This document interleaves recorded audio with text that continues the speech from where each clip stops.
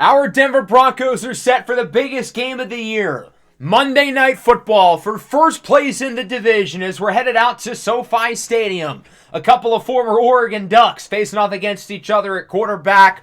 Bo Nix leads the 5-2 Broncos against Justin Herbert and the 5-2 Los Angeles Chargers. The stakes are not normally this high for a Week 8 game, but there's a lot riding on this one between two of the best teams in the AFC thus far. Along with that, we've got another prospect profile. We're going to go over the offensive skill position players in this year's class. Running back, wide receiver, and tight end, all in today's episode. Before that, though, I do want to recap where we are in the season. Currently 5-2. We split the two games in the last episode, losing to Seattle and then beating Kansas City. The Seahawks game was certainly a rude awakening because we had not allowed 49 combined points in our last 4 games, and then kabam. Now, granted, the Seahawks did have a defensive touchdown in there and some other lucky things happened. Their offense didn't play well enough to get 50 points, but Avery Johnson was fantastic. Same amount of passing touchdowns as incompletions. He also ran for 2 on the ground. But then we go into Arrowhead and beat the Chiefs. Bo Nix wins the AFC Offensive Player of the Week. Did he deserve it? Not really. He had a really bad interception in the fourth quarter. That could have lost us the game, but we got the ball back, and Bo was able to lead the Army down the field for the win, bringing us to this matchup here against the Chargers, the first time we'll see them this year. And then off a short week, Sunday Night Football against Buffalo, the team who we beat in the playoffs last year, which should be a lot of fun. But let's now get into this prospect profile. Last time around, we talked about the quarterbacks in this draft class. In order to have a good passing game and a good overall offense, obviously it goes without saying you need a good quarterback. But the pieces you have around them matter. The offensive line matters and the skill position players matter. And of course today, again, we are going over the skill guys at running back, wide receiver, and tight end. So we'll start at running back. We'll assess what we have at this position. We've got a pretty good running back room, of course, led by Ashton Jeanty, who we used a second-round pick on a couple years ago. Had a really good rookie season before getting injured halfway through the year. So far this year, he hasn't played as well, though. Now, obviously, he is still a long-term piece of our future, but he has been a little disappointing. We've got some talent behind him in the backfield, but I'm not sure if there's a long-term partner for Jeanty. A Robin to his Batman, per se, and I've always liked having running back by committees. I thought Zamir White has looked pretty good so far this year. Audric Estime and Gavin Sawchuk are only 22 years old, and Harrison Whaley, who's currently injured, has shown some flashes, but it might not be the worst idea to add another running back, and it's a pretty solid class. Better than last year's group, not quite as good as the Season 1 class. But look at this. We have a running back projected in the top 5, which is as rare as it gets. That must mean that this prospect is truly special. And, well, I don't think special quite does it justice when talking about Nebraska's Dante Dowdell. A 3-year starter with the Cornhuskers, Dowdell's combination of size and speed is pretty much unheard of at the position. 6'2", 225, and he runs a 4.3. I think this play is a perfect description of his game. Mauls the defender onto the ground, makes the next guy miss with a juke move, breaks a tackle, jukes away from another defender, into the end zone, outrunning everybody. He really is the total package at the position. He can run between the tackles, he's tough, he's physical, but then in space, the opposing team's defensive players are not catching him. He's been a pretty solid player through his first few seasons at Nebraska after transferring from Oregon, but he has taken it to another level this season, averaging nearly 8 yards per carry, currently leads all of the FBS in rushing, and he's done so on less than 100 carries with 10 touchdowns. His efficiency this year has been absolutely unbelievable, and when you combine his production and his physical attributes, that screams like legitimately a generational running back prospect. He might not be the only one to go in the first round, as we talk about Darius Taylor from Michigan. He's a guy who we talked about in last year's draft class because I expected him to enter the draft after winning the rushing title by over 400 yards. However, he decided to return to school at Michigan. The first few games of the year went really well. He was playing even better than last year. Then he tore his groin and is out for the remainder of the season. Michigan's been without him for 2 games so far, and there's been a noticeable difference. The Wolverines are 2-0 in those 2 matchups, but they have been considerably worse without Darius Taylor in the lineup. Taylor is 5'11", 215 pounds, really good all-around skill set, and his constant improvement from his sophomore season to now has been notable. Again, he led college football in rushing by nearly 400 yards a season ago. This season, he was averaging even more rushing yards per game prior to the groin injury. He's still amongst college football's top 10 leaders in rushing, even having played 2 to 3 less games than everybody else on the list. He doesn't provide a lot of value as a pass catcher, at least he hasn't at Michigan, but he had 38 catches his sophomore season at Minnesota. I think that's more so a product of the scheme and Michigan not throwing him the ball. Those two guys are not the only ones who might go in the first round. We look at Jeremiah Love from Notre Dame. Love's production does not quite stack up with that of Taylor and Dowdell. He doesn't average 7 yards per carry, but he still has a very intriguing skill set. Nice hurdle to finish off the touchdown run that I think NFL scouts are really going to like. As we look at his skill set, 6 foot, around 200 pounds, solid size. This is somebody who is dynamic in space, makes the first guy miss consistently, and then he's got the burners. He's a little bit inconsistent in between the tackles, and that has hurt his efficiency at times at the University of Notre Dame. He's never averaged more than 5 yards per carry, which isn't great. But he's been a really good player for the Irish offense for a few years now. Nearly 1,000 yards a year ago. Should hit the mark this season. And I think given his speed and size and overall upside, that's why NFL teams view him in the likes of Dowdell and Taylor, even though he hasn't been quite as good as them this season. After that, we've got an intriguing group of day 2 guys. We'll start with Isaiah Augustave from Colorado. We're going to get a front seat look at Augustave in the next episode of the Kansas Dynasty when we face off against Colorado. Augustave at 6'2", 210 pounds is another bigger, physical, more downhill style of runner. But he can also win in space and is quite fast and explosive for his size. Now, he's not quite as strong as Dante Dowdell. He's also not as fast or productive. But he's just a little bit worse at just about everything. He's had a really strong season this year at Colorado after being a rotational back over the last few years behind Dallin Hayden. I think in hindsight, maybe he should have been Colorado's guy all along because he has proven that he's always been the most talented guy in that backfield. It was just a matter of him getting his opportunity. Mark Fletcher Jr. from Miami is an interesting case because he's not his team's lead running back. They've got another running back ahead of them in the depth chart, that being A.J. Allen, who's also in this draft class, but he's projected to go undrafted, which was at first a surprise to me when I was making the draft class. But after crunching the numbers, I think Fletcher is the better pro prospect. 6'2", 225 pounds. He is a physical, between the tackles style of runner. A true early down running back who will fight for extra yards and make it really hard for the opposing defensive linemen and linebackers to bring him down. He's one of the most physical running backs in this class. He is pretty fast for his size. Again, not quite the speed of Dante Dowdell, but he is an anomaly. He's a unicorn.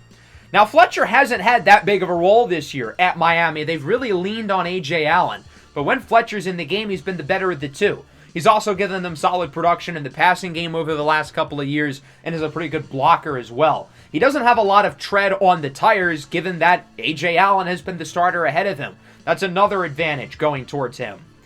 Behind them, you've got Richard Young from Alabama. He's really broken out this year. Darrell Robinson, the junior from UConn, likely to declare. Branson Robinson from Georgia is a very talented player. Lee Beebe Jr. and Kedrick Riscano, two players who we got to face off against with Kansas. C.J. Baxter, former 5-star recruit who has been injured the entire season for Texas. Some questions about that, but a highly talented player.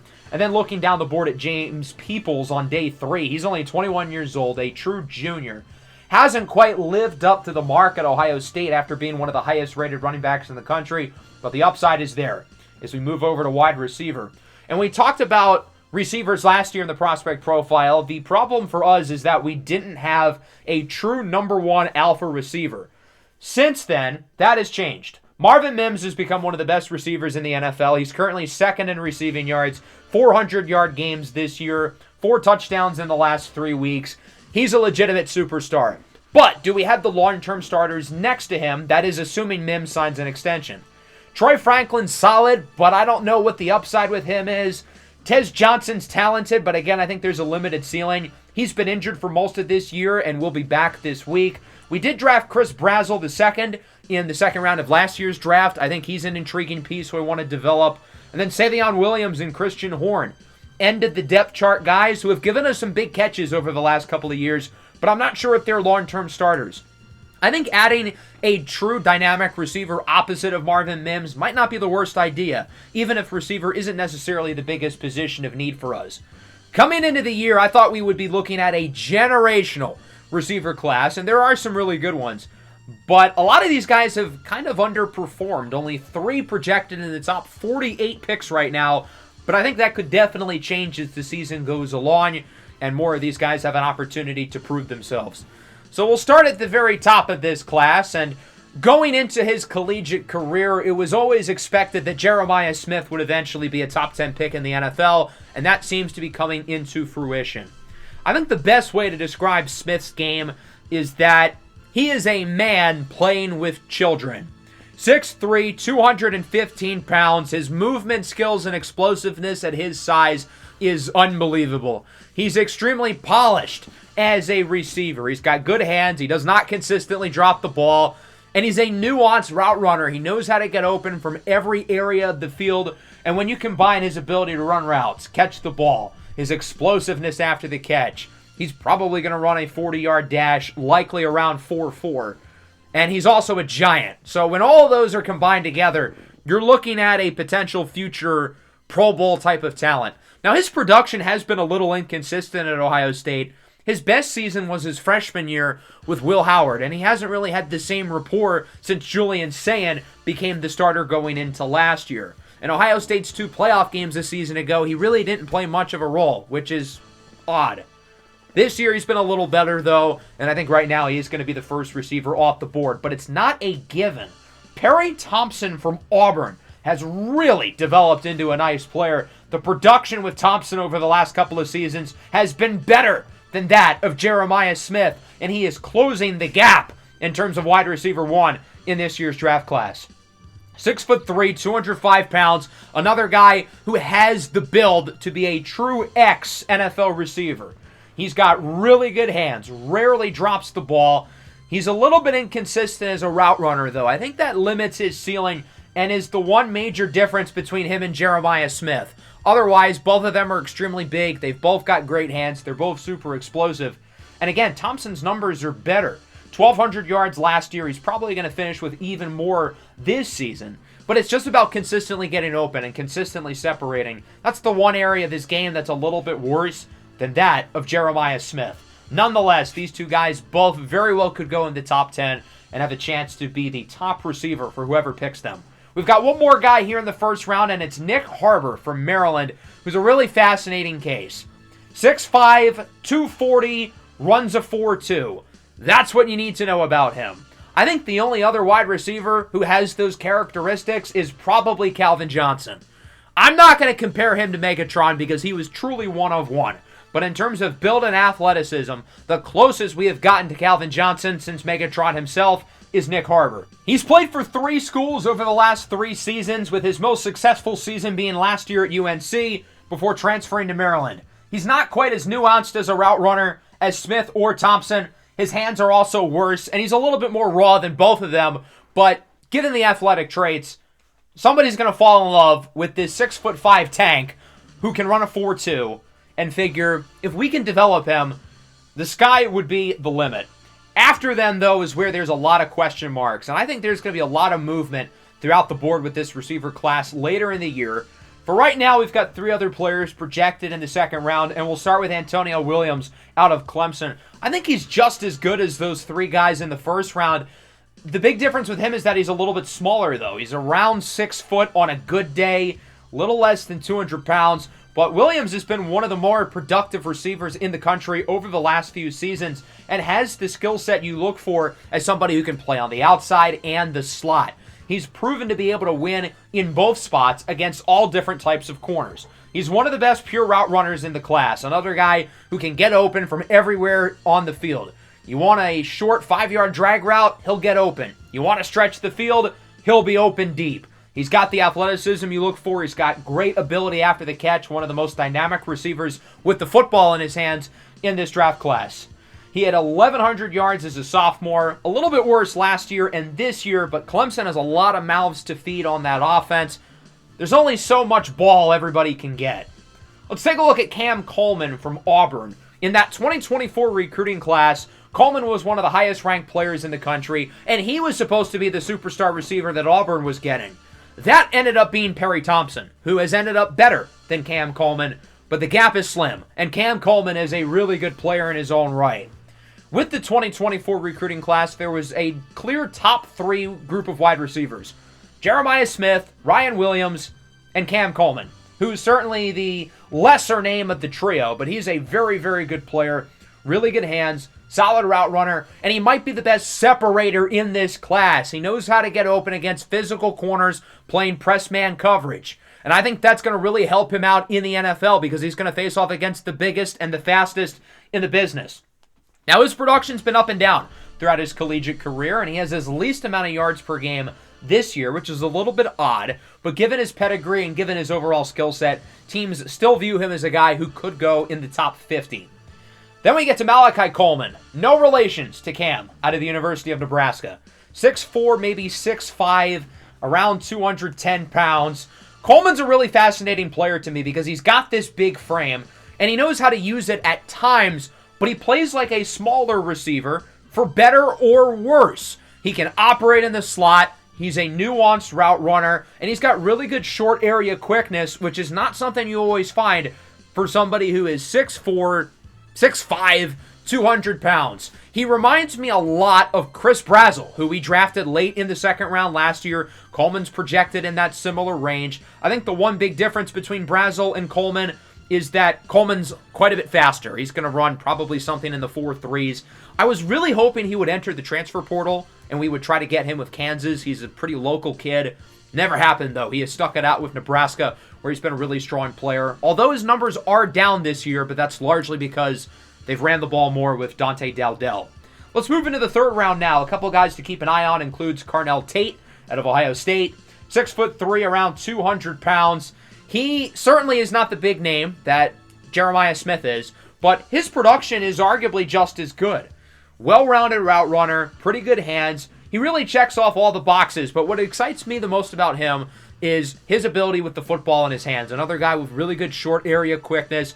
He can win in the slot. He can win on the outside. He's got the size and physicality to match up with outside corners, but he's got the quickness to really be a dynamic player in the slot. Not entirely similar to his former Ohio State teammate, Emeka Egbuka. Now, he's missed most of this season with an injury. He only played one game, where he looked really good before partially tearing his ACL. He is back now from his injury and will be good to go for the rest of the year.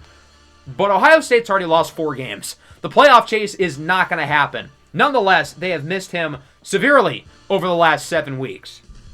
Oregon's Jurion Dickey is one of the most interesting players in this class to me. Former 5-star recruit who could not find the field until his 3rd season at Oregon, which was last year, where he really blossomed into a star. And when the lights were the brightest on the biggest of stages, he was a superstar. One of the biggest reasons why Oregon won the national championship last year was the play of Jurion Dickey. In the national championship game against Texas A&M, he caught 11 passes for 208 yards and 2 touchdowns. He was fantastic last year in the playoff, and while his production hasn't necessarily met the mark this season, there's still a lot to like with him, and he's had a good year this year. It's just that he hasn't quite put up the numbers that he did last year, largely because there's been much more defensive attention on him with guys like Jonah Coleman and, of course, Evan Stewart now in the NFL. 6'2", 215, really solid route runner. I don't think he's necessarily an overly explosive athlete with the ball in his hands, but he's got good size, and he's really physical for his size. As we look down the board at some guys who could go in day 3, I think this is the most interesting part of the class to me at the wide receiver position. Denzel Boston from Washington, big, rangy guy. You've got Nick Anderson from Oklahoma, 10 touchdowns as a freshman. Hasn't quite met that since, but the talent is there. I really like Tyler Brown from Clemson. The Tigers have a lot of really good receivers. We already talked about Antonio Williams. TJ Moore in next year's draft is on a fast track to be a top 50 pick. And then you've got Tyler Brown, who a lot of people view as the third guy in that trio, but I think he's got a really bright future ahead of him. He generally plays the slot for Clemson at 5'11", 180 pounds, but I really like his skill set, and I think he's one of the more overlooked players in this class. He isn't a vertical route runner. This is somebody who's at his best in the short to intermediate area of the field where he is electric. He's got pretty good hands, doesn't drop the ball, but where he is at his best is with the ball in his hands. He is explosive, and he knows how to get open out of the slot. Again, short area quickness is so important for slot receivers, making quick cuts within 5 yards of the line of scrimmage to get open. Because as the slot guy, you've got to get open within a second or two of the ball being snapped so the quarterback can quickly get it out to you. Tyler Brown really does that well, and I would truly describe him as a quarterback's best friend. Prince Strong from Boise State is the active FBS leader in receiving yards, highly productive player, but is he an NFL caliber athlete? And then we get to the Three Stooges, as I'm going to call them. Ryan Williams, Zachariah Branch, and Xavier Jordan. These are the three most interesting players in the class to me at the wide receiver position, and three of the most polarizing players in this year's NFL draft, period. You've got a couple really big names here with Williams and Branch, who were both two of the top recruits in their high school's class, and at one point in time in their collegiate careers, they both looked like first-round picks. So what's happened? Why are they now projected in the 4th to 5th round? We'll start with Ryan Williams out of Alabama, and we'll look at the positives with his game. 6 foot, 180. He's a very smooth mover, a guy who can get open from all areas of the field, and not to mention the youngest player in this class. Freshman season at Alabama, he was 17 years old. As a junior, he's only 19 and won't be turning 20 until the February prior to this year's NFL draft. He's got a complete skill set as a receiver, but the production and consistency really hasn't been there. And I think part of the issue is that Alabama's just been mediocre over the years. He also didn't really have a big role in year one, which is where they had their best quarterback play with Jalen Milroe, who of course ended up being a top 3 pick and has been really good with the Jets. But last year he was fantastic, and I thought, again, he was on a fast track to be a first rounder, but this year he's gotten a little bit worse. Now they have used him as a runner, and he's had some good plays out of the backfield. Maybe he's a Deebo Samuel type in the NFL, but just happens to be a lot smaller. Then we get to Zachariah Branch from USC, another one of the very top recruits in his class. Branch is a burner. He's one of the fastest players in this class, but he's also kind of small. I like that he can get open in the short part of the field and deep. That gives him versatility as a receiver. You can line him up in the slot, good short area quickness, good burst, good acceleration. He can get open within 5 or 10 yards of the quarterback, but you can also have him streak down the field as a vertical threat, and that's going to mean that the opposing defense is going to have at least 1 or 2 safeties back there to stop him. Branch was dynamic his first 2 seasons at USC with over 1,000 yards apiece. Looked like a top 15 pick. I don't know what's happened this year. Maybe it's the quarterback switch. He had really good chemistry with Miller Moss. With Jeremy Bernard gone, defenses have put a lot of their focus into Zachariah Branch, making sure the deep part of the field is covered, not letting him get open, and they've done a really good job. Defenses have been able to adjust with him, and that's a big reason why he has regressed. He's also 3 years older than Ryan Williams, and by the time Williams is ready to sign his second contract, that's about the age that Zachariah Branch will be as a rookie. So Branch's 2 1,000-yard seasons are certainly going to tempt teams, especially given his speed and his dynamic ability with the ball. But his senior season has certainly raised some eyebrows. So with defenses keying in on Zachariah Branch, that has opened things up for the redshirt sophomore Xavier Jordan, who has come out of nowhere and has become a potential Heisman Trophy candidate. Is he a product of the system, or is he the real deal? Because last year, Jeremy Bernard was a Heisman candidate. Ended up going in the second round by the Giants, and he has been a pretty good player so far. So maybe the system develops players really well. Now, the thing with Jordan is that he doesn't necessarily have NFL traits. 5'10", maybe 175 pounds. You would hope he's got great launch speed, but he doesn't. That's the big negative with him compared to Zachariah Branch, who is a burner. Jordan also does not have a lot of experience. He did not record a snap before this season, and he only has 33 career collegiate catches. 14 of those have gone for house calls. So the lack of sample size is a concern for teams. Redshirted his first year, did not play at all last year, but he had a terrific offseason, won a starting job, and he hasn't looked back. Now, if he continues to play the way that he has, his stock is going to continue to go up. And if he keeps up his pace, he's going in the top 50. Let's look down the board here. Some more notable names include Amari Thomas. We got to see him earlier this year with UAB. I like Noah Rogers quite a bit from NC State. Jalen Moss, another USC receiver. Micah Hudson, another former top 5 to 10 recruit who hasn't really put all the pieces together like Ryan Williams and Zachariah Branch this year. Antonio Gates Jr., Michigan State. Samaj Morgan is here. We most remember him for the game-winning touchdown in the national championship back in year 1 against Kansas. Nathan Acevedo from Arizona State's had a terrific year, but kind of similar to Xavier Jordan. The question is this just a hot streak or is he the real deal? The same can be said for Braden Wislowski from Maryland. He's really broken out this year, but again, one-year wonder, a really good player. Also got to shout out Dakotas Crawford as we move over to tight end, a position that we have drastically improved at since last year. We signed Jonnu Smith, and I think he's been a good addition for us. We also drafted Harold Fannin Jr. in the 3rd round, and we're hoping that Fannin will be the long-term starter at the position. Jonnu Smith has been the starting tight end this year, and he's played well enough to keep his job, but eventually the goal is that he'll be phased out for either Harold Fannin or Rivaldo Fairweather, who had a really good offseason for us after not much of a role as a rookie. I'm happy we had those guys on our team because this year's tight end class is not good. I think the tight end 7 in last year's class would have been in the conversation to be the top tight end this year. Remember, last year's tight end class was unbelievably loaded. We had literally 6 or 7 really good pro prospects, and that's not really the case this year. We've got 2 guys projected to go in the top 2 rounds, and I think that's more so the supply and demand at the position rather than them being really good. But maybe one of these guys can turn out to a good pro. We'll start with Lawson Lucky from maybe the new tight end university. Is Iowa being dethroned by Georgia? First it was Brock Bowers, then it was Oscar Delp. Next up is Lawson Lucky.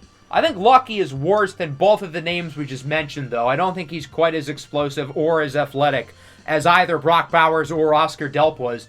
The production also hasn't really been there either. He has been in Delp's shadow throughout his entire collegiate career, but he's finally gotten to be the starter this year, and he has been really impressive. He's been one of the best tight ends in the nation, and I think his stock is going to continue to go up if he's playing the way he has.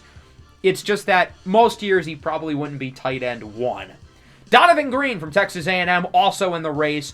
Unlike Lawson Lucky, this is a guy with a lot of collegiate experience as a 3-year starter for the Aggies, where he's been a really solid player, and he's made some really impressive catches throughout his career. 6'4", 245, a little bit smaller than Lucky. I think he's a little bit more polished as a receiver. I think he's also a little bit more athletic, and one of the better blockers in this class. If you're not going to find good pass-catching tight ends this year, you might as well find somebody who can block. Donovan Green does that. His production this year has gone quite a bit down over the last 2 seasons. I think part of that is because Connor Wegman, the quarterback, is gone now in the NFL with the Bucs. But their top target from last year, Noah Thomas, is also gone. Wouldn't you think that Green would have a bigger role? Hasn't been the case. Jake Johnson from North Carolina also could be a top 100 pick. Brother of former North Carolina quarterback Max Johnson. Max may be the bigger household name, but Jake Johnson is going to end up being the better NFL prospect. I'm not sure Max Johnson is even in the league at this point. He went undrafted back in season 1. 6'6", 240. He's got a tall, wiry frame, really solid route runner. I think he's the best separator in the tight end class. He's got pretty solid hands. I don't think he's quite as good of a blocker as a lot of the other guys in this group, but really good route runner, really athletic. I think he's going to have a chance to have one of the higher ceilings as a true pass-catching tight end in this year's class, and I think probably somewhere in the late 3rd round could end up being really, really solid value for a guy like him. I think he's formed a nice connection with their current quarterback, Connor Harrell. He's another guy, though, who was better last year than he was this season. Yards per game has gone down, 8 touchdowns last year to none so far this year. So some questions in terms of why his numbers have gotten worse, but a talented player nonetheless. Down the board, you've got Devon Mitchell from Oklahoma, only 21 years old, a true junior. Cooper Flanagan, highly productive player at Notre Dame. And then some guys from some rivals. Garrett Oakley out of Kansas State. Brett Northfleet out of Missouri. Notice that we have not talked about any Kansas players yet at quarterback, running back, wide receiver, or tight end. That's because not only do the Jayhawks not have any senior starters at those positions, but they don't have any seniors at those positions, period, which is crazy to think about. But we'll see some more Jayhawks on the offensive line and defensively. Not many, though. Only 9 seniors on the Kansas roster this year. So now our attention shifts to this Week 8 game against the Chargers. Massive game for us, by far the biggest of the season. And they want to ask us about Cameron Hayward, who we signed in the preseason. He's been a solid veteran run defender. Do I think he's going to surprise us? Cameron Hayward has been in the league 15 years. We have a pretty defined role for him. I think I know what to expect. I think this question would be better for literally anybody else on the roster other than Cameron Hayward. The guy's got a chance to be a Hall of Famer. What does he have to prove? I think the press conferences are hilarious because all of them could not make less sense. Anyway, let's look at the Chargers, 2 of the most well-rounded teams in the NFL, 2 fringe top 10 scoring offenses, 2 fringe top 10 scoring defenses. Neither us or the Chargers statistically have excelled in one particular area, but both teams are really solid across the board, and we'll get to see them twice over the next couple of weeks as we play against them again in Week 12 prior to our bye week. The Chargers are 5-2 with a few common opponents as us. Beat Arizona, beat Seattle, which we couldn't do, also beat the Niners. Their only losses come to the Dolphins and the Colts, and their bye week is right after this game. Makes sense, given that it's a Monday nighter. So it should be fun here on primetime TV. The whole world is going to be watching as we fight for first place in the division. Justin, it's not his fault. Herbert leads the way, one of the top quarterbacks in the NFL. They signed Dameon Pierce in the offseason, and he's actually been really good. We have faced off against some of the best rushing offenses in the NFL and excelled. Najee Harris and Kenneth Walker, first and second in the league in yards, did nothing against us. So if I was Dameon Pierce, I'd be a little bit worried. Good group of skill position players. Great offensive line led by the best tackle tandem in the NFL with Rashawn Slater and Joe Alt. And they've got a lot of playmakers on defense. Derwin James, Junior Colson's been a home run of a selection in the 3rd round.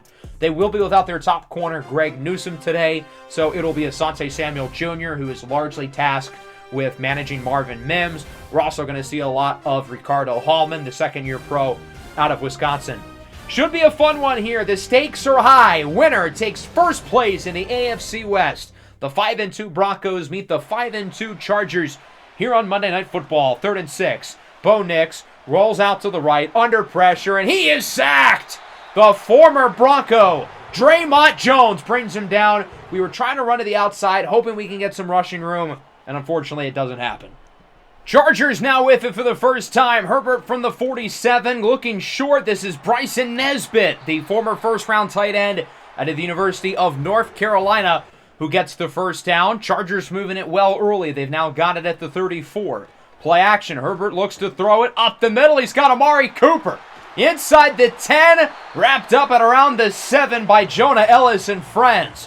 Really nice play by Amari Cooper, now in his 3rd season with the Bolts, as it's 2nd and goal at the 3. Dameon Pierce joins Herbert in the backfield. Herbert looks to throw it, goes short. It's caught by Nesbitt, who breaks the tackle and is in for a touchdown. Really good opening 4 minutes for the Chargers. Their defense forces a 3 and out. Their offense marches down the field with a really efficient drive finished off by a touchdown. And now we've got some work to do here on offense, trailing early.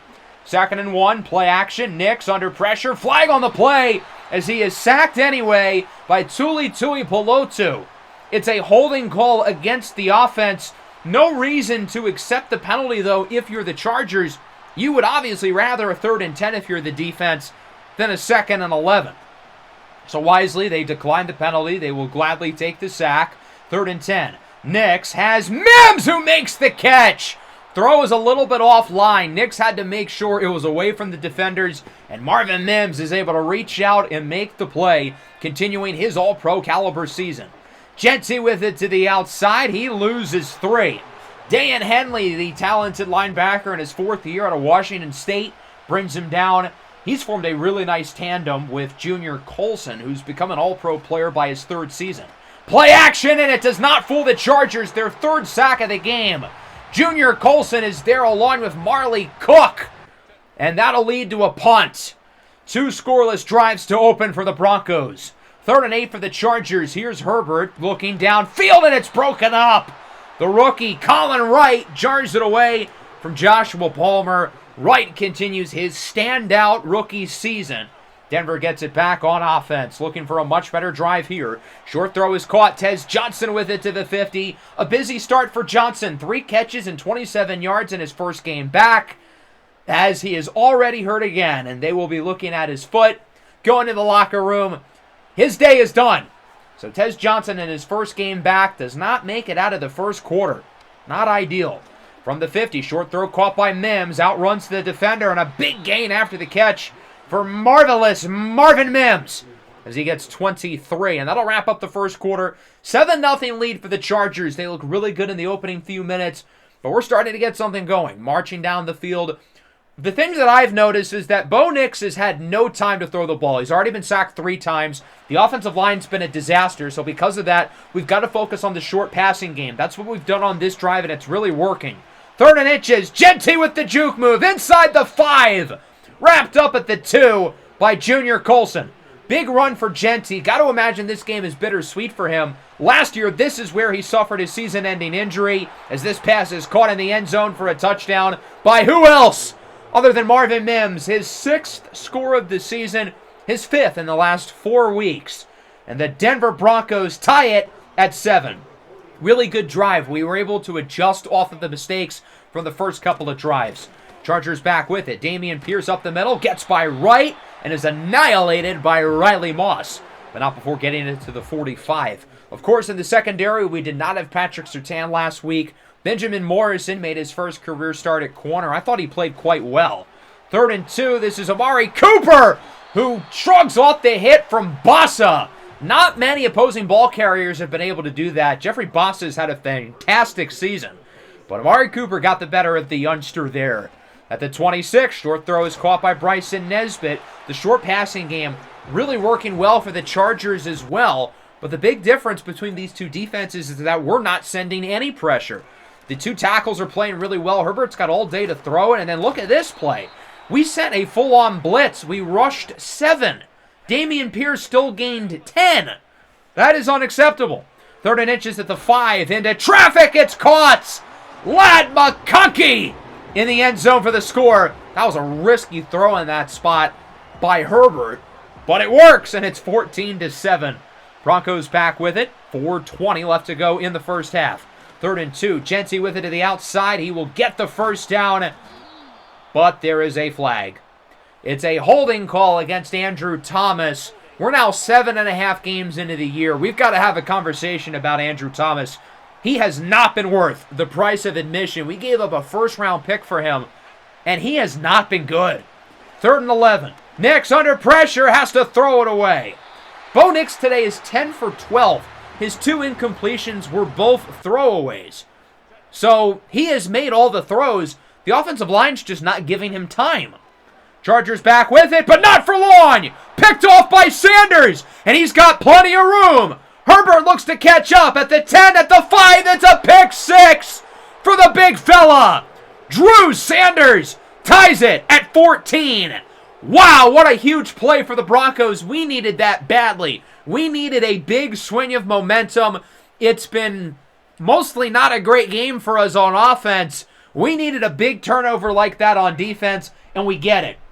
Our defense has been good this year, but we haven't forced a lot of turnovers, so it's good to see us get that one. 3rd and 5. No first down for the Chargers. Palmer is stopped by Patrick Surtain, and Denver gets it here at the 2-minute warning. 3rd and 3. Short pass is caught by Jonnu Smith with room. Nice play after the catch. Good job by Nix to quickly throw it off of the blitz. Junior Colson was about to sack him. 2nd and 4. Screen for Genty. He loses 3. Tuli Pelotu brings him down. We're going to use a timeout, our first. We've still got the other 2, along with 44 seconds. It's on 3rd and 7. Nix looks short, and it is in and out of the hands of Troy Franklin. That's the first incompletion of the game for Bo Nix. That's actually been an incompletion. He is 18 of 21 right now, surgically dialing up against this Chargers defense, but we only have 1 offensive touchdown out of it. We decided to punt the ball there on 4th and short. I didn't want to get the Chargers field position. I thought about kicking the field goal, but if we missed it from 60, they would have had a great chance to score before the half, and I figured it wasn't worth it. 14-14 going into the break as we take a look at some of the scores that have already happened across the rest of the NFL. The one that catches my attention here, there's actually a couple, but I look at the Jets beating Detroit 38-20. The Lions might just be legitimately not that good this year. I don't know what the deal is with them. But the Jets are playing really well. They've got one with Jalen Milroe. His improvement from last year to this year has been really noticeable. The Steelers get slaughtered by the Texans. I guess Pittsburgh's 3-1 start might have been fraudulent. The Raiders are playing better. They only lose to Kansas City by 1. Maybe the Chiefs are not as good as we think. The Seahawks continue to win. They beat the Giants. Dallas beats Indianapolis. I was looking for Buffalo here, given that they are our opponent next week, but it looks like they were one of just 2 teams across the NFL who did not play this week. They had a bye week. So that doesn't really serve as well because they get an extra week to rest and prepare for our matchup. Going into the second half, I think Ashton Genty's been good. I think Bo Nix has been good. He's been unbelievably efficient. The problem is the offensive line. The Chargers are blitzing a lot. And when Bo Nix has had to drop back and has taken more than 2 seconds to throw the ball, it hasn't ended well. Defensively, the Chargers are kind of running a similar offense to us. A lot of short passes, and it's worked. Herbert's been efficient, minus the interception. But the difference is we're not sending pressure. We've got to be able to do that. 3rd and 2. Downfield shot is incomplete. Broken up by Riley Moss. That was not the throw that Justin Herbert should have made. And Denver gets it here, 3rd and 3, a little bit past midfield at the 44-yard line. Nix looks to throw it, knows he's going to have to get it out quick, and it is caught for a first down. Nice grab by Zamir White. Why is Zamir White out wide running curls? I mean, it worked, but that's weird. At the 22, Nix rolls out to the right, under pressure, and that one is hauled in by Mims at the 8. A risky throw by Nix, but you see what happens when he gets time to throw it? 9 catches, 91 yards, and a touchdown now for Mims. Nix, meanwhile, 20 for 24 as he is sacked off the play action by Junior Colson. We're one of the best teams in the NFL off of play action, but we haven't been able to utilize it today because of these blitzes. 3rd and goal, wide open is Troy Franklin, who is in the end zone for his first touchdown of the entire season. Troy Franklin has been a regular starter for us since the start of last year, but he has really had trouble finding the end zone, just the 4th touchdown of his career. Nonetheless, that one's going to put us ahead 21-14. That was a really big drive for us. We needed to get something going after just 1 offensive touchdown in 5 first-half possessions. Herbert on 3rd and 10 goes short. They will get a first down out of this, as Drew Sanders is unable to catch up to the running back R.J. Harvey. And that'll wrap up the 3rd quarter, 21-14. Denver with the lead, but we still got 10 minutes to go. The Chargers are moving it pretty well down the field. Our offense obviously hasn't been great today, but the Chargers have been shaky offensively as well. They haven't really gotten much of anything since the pick 6 by Drew Sanders, but they're looking to change that here as Pierce throws Drew Sanders to the ground and is wrapped up at around the 5 by Riley Moss. 1st and goal, looking to tie it up. Back to Pierce to the outside. Breaks the initial hit. Still going to lose yardage. That's Javon McIntyre, the rookie from Kansas, who brings him down. But unfortunately for the Chargers, this one will get called back on a holding against Luke Benson. And they are pushed back all the way at the 14. After making up the yardage on 1st and 2nd down, it's 3rd and goal. Pierce does not get it. The big man, Jordan Davis, stops him. On 4th and goal, the Chargers are going to go for it. They're this close. They might as well. Handoff. Pierce walks in untouched. This game is tied at 21. A big drive here from the Chargers to respond. A 6+ minute possession. Denver gets it back with 7.5 to go. Nix, empty, under pressure, sacked again. Rasheed Walker was just standing there lifelessly at the end of the play. Trey Hendrickson is there, the 5th sack of the game by the Chargers. And now we've got to make up the yards from the sticks. 3rd and 21. We haven't been able to throw the ball downfield all day. Under pressure, it's intercepted. Dayan Henley picks it off, and the Chargers will get it with great field position at the 31. The sack there was really what ruined the possession because Bo Nix has not had time to look down the field. On 3rd and 21, he had to. He had to force a bad throw because he was under pressure, and Henley makes a really good play on the ball. So now the Chargers have a chance to respond, but that certainly won't help. On 3rd down, we finally get a sack. Baron Browning brings him down And that'll bring out the field goal unit. 51-yard kick for the lead is up, and it is good right down the middle. But we have a flag. You have got to be kidding me. Roughing the kicker on Savon Revel, continuing his tumultuous tenure as a Bronco so far. Revel had one of his 3 block kicks in this building against the Chargers last year. Not so lucky this time. LA gets to reset the downs. 1st and 10 at the 19. Look in the end zone. Wide open. Joshua Palmer for the lead. Denver was running cover 1, and the Chargers made a really smart audible to try to stretch the field, and it works. The Chargers have played a really smart football game. Got to give a lot of credit to Coach Harbaugh and the staff as Denver gets it back. Now down by 7. And let's see if we can respond. 3rd and 1. Ashton Jeanty runs into his lineman, still gets the first down to around the 42. We know we can't really move the ball down the field vertically, but we're not necessarily playing against the clock quite yet as the rookie wideout Chris Brazel is banged up. It looks like a leg injury. 4.5 to go from the 42, 2nd and 10. Nix goes short. Zamir White with it. Just got to continue to give these guys opportunities after the catch. Bo Nix essentially has to play point guard. Since he doesn't have time to throw the ball downfield, it's just about finding somebody open in the flat. 3rd and 6, incomplete. Tried to get the play action going there, but again, nothing was going because of the blitz. 4th and 6 at the 43. We're going to go for it. You bet yourself we're not going to run play action. Up the middle, easy first down. It's Troy Franklin with a nice play after the catch past the 30 to the 28. Franklin's had some really big catch-ins in this game. As for Nix, 24 of 33. Very efficient night for him. 3rd and 6, Nix empty in the backfield. Looks to scramble with it, and he does not quite get the first down, but he's close. Great tackle by Junior Colson. 4th and inches at the 19. We are going to go for it with just over 2.5 to go. Ashton Jeanty gets it, and he will get the first down to around the 15. But there is a flag. When you are in a shooting yourself in the foot challenge and you are the Denver Broncos, the Chargers have played a disciplined, smart game of football. We have not. 4th and what in the world is this? So on the 4th and 6, the game glitched. So I had to close out of the game, open it back up, and lucky for us, that might actually end up being a good thing because EA has decided to be ever so kind and let us redo the original 4th and inches from the 19-yard line. So that's where we're going to start back up. The Marvin Mims holding penalty never happens, and we get to try it again.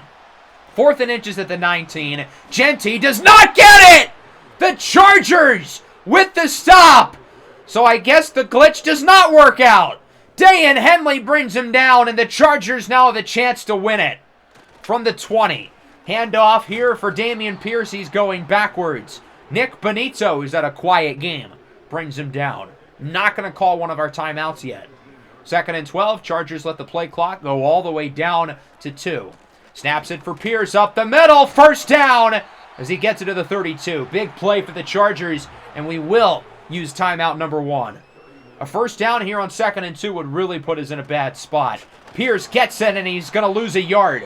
Drew Sanders brings him down, and the game comes down to this. We're hoping for one more chance offensively.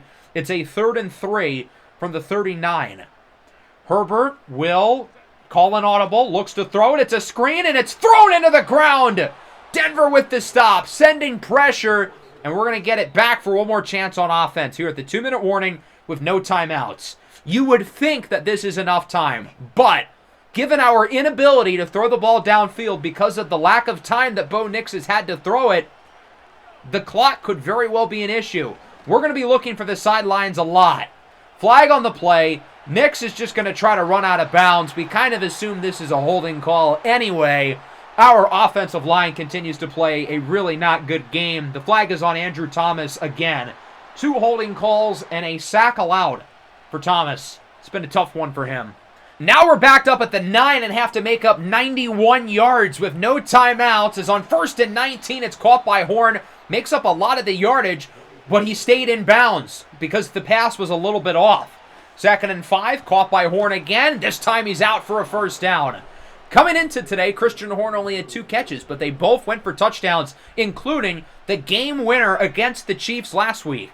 From the 35, short throw, Troy Franklin gets it down the sidelines. He was tackled inbounds, though. We tried to get him out, but he couldn't. Under a minute, under pressure, nearly intercepted.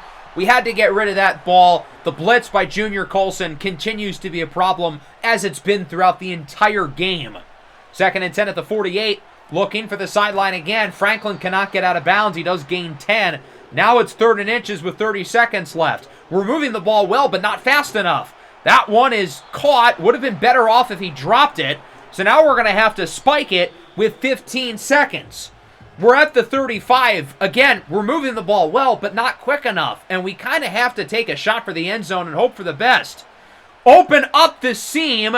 It's tipped. It's caught by Fairweather. Laterals it to White, who fumbles it. The Broncos pick it up, but they're not going to have enough time to run another play. And this game is over. The Chargers hang on here on Monday Night Football to defeat the Broncos 28-21. Okay, let's take a deep breath and recompress. The last 5 minutes of this game has felt like a fever dream. What is happening? Really, ever since the interception by Dayan Henley, this game has been nuts. From the roughing the kicker penalty to the following touchdown by the Chargers to the 4th down fiasco that we had on offense. So one more chance, moving it down the field, but we just ran out of time. We tried to get something going with the lateral, and unfortunately it doesn't happen. I thought Bo Nix played a really good game, though. We had to adjust the offensive game plan. This is a play-action heavy team, and we couldn't do that because of the constant blitzes. So what we focused on was short passes, getting the ball out quick, and Bo Nix was efficient. He did a good job of letting his open receivers make plays. Justin Herbert, I thought, also had a solid game. Similar strategy, but again, he wasn't under as much pressure. Ashton Jeanty played pretty well. Marvin Mims was good for the first 25 minutes, but did nothing in the 4th quarter. Still a productive game for him. McConkey, Nesbitt, Franklin, all playing quite well. Tez Johnson was also good when he was on the field, but a broken foot will keep him out multiple weeks. The offensive line, quite simply, is the reason why we lost. From allowing a lot of sacks and a lot of pressures to all the penalties, plenty of TFLs. Henley had 3. Colson finished with 16 tackles and a sack. He had multiple other pressures. Junior Colson was the best player on the field. He is legitimately a top, probably 3 linebacker in the NFL at this point. Fred Warner, Roquan Smith, Junior Colson. He is that good. So Tez is only going to miss 2 games. I guess it must have not been a bad fracture. We do have a longer-term injury, though. Harold Fannin dislocated his ankle in the 4th quarter, and he will miss the next 6 weeks. Unfortunate, even though he doesn't play a big role for us this year, I wanted to get him on the field more, and, well, that won't be happening, at least for the next 6 games. Players of the week, Tutu Atwell, Jalen Milroe, continuing his great season, Vita Vea, and Kalen Bullock. So after our loss here against the Chargers, we're 5-3. We've lost 2 of our last 3, and I look at the trade deadline last year as around the time that was the turning point for us in a positive direction, and I'm hoping that's not going to be the case again. It's not going to be easy with Buffalo on the schedule next week for Sunday Night Football. We've also got the trade deadline as well. We're probably going to be buyers in some capacity. We have one pretty clear weakness right now, the offensive line, but we've put so much time and energy into addressing the offensive line, I'm not really sure how much better we can make it. That'll wrap up today's episode. Hope you guys enjoyed. Make sure to leave a like and subscribe to the channel if you are new. Broncos country, let's ride.